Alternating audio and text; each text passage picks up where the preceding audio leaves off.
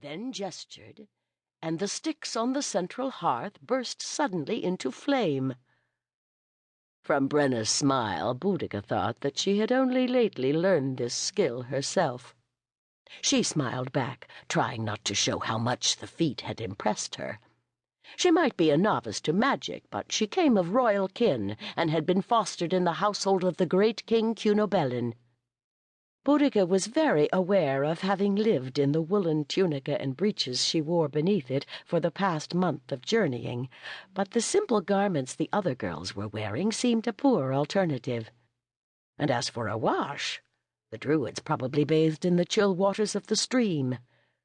She straightened and stroked the fox fur edging of her cloak, which was so near in color to her hair.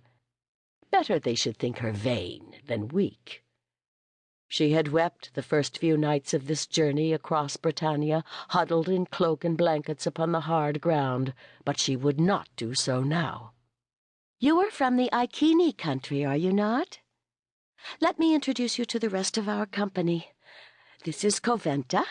Brenna put her arm around a small, fair-haired girl. "She comes from the Briganti lands like me. And that's Mandua of the Atrebates." She pointed to an older girl with a discontented face. As the names flowed by, Boudica saw curiosity and judgment in their eyes. Clad as they were, all alike, she could not tell which ones were the daughters of chieftains and which were the daughters of farmers. That was probably the intention. It was customary to give the children of good families a season or two among the Druids, so that they might have a grounding in the deeper philosophy behind the superstitions of the common folk. But the peasant children chosen by the priests for their talent might well look down on those whose birth was their only qualification for being here. Boudica had already sworn they would have no cause to look down on her. "But the Isle of Mona belongs to no tribe," Brenna finished. "That is why the School of the Mysteries was established here at Listeru." "Truly?" asked Mandua. "I thought we settled out here at the end of the world to stay beyond the reach of Rome."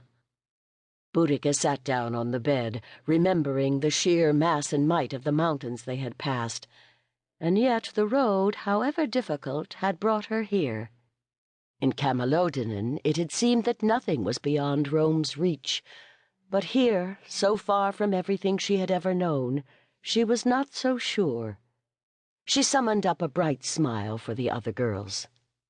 "I bless the hour of our meeting.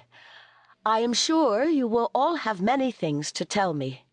"It is Lhiannon you have to listen to," said little Coventa with a laugh. "Helva has the title Mistress of the House of Maidens, but Lhiannon does the work."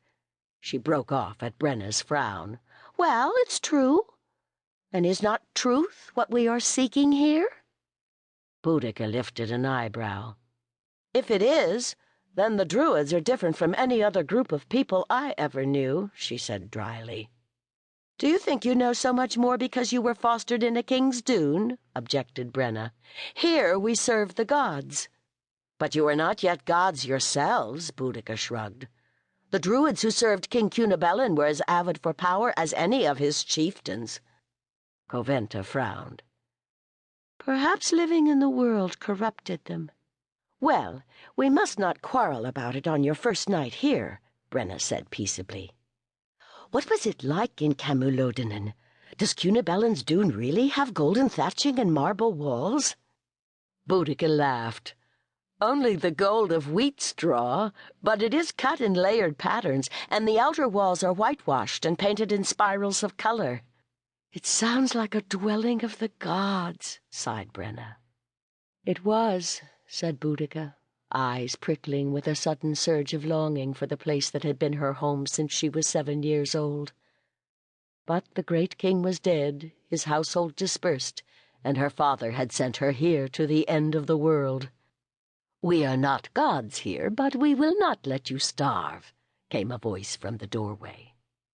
Looking up, Boudica saw a slim young woman in the blue robe of a full priestess, whose fair hair fell halfway down her back beneath a dark veil. As she came into the roundhouse, the other girls straightened and bowed. Boudica cast her a swift look, wondering how much she had heard.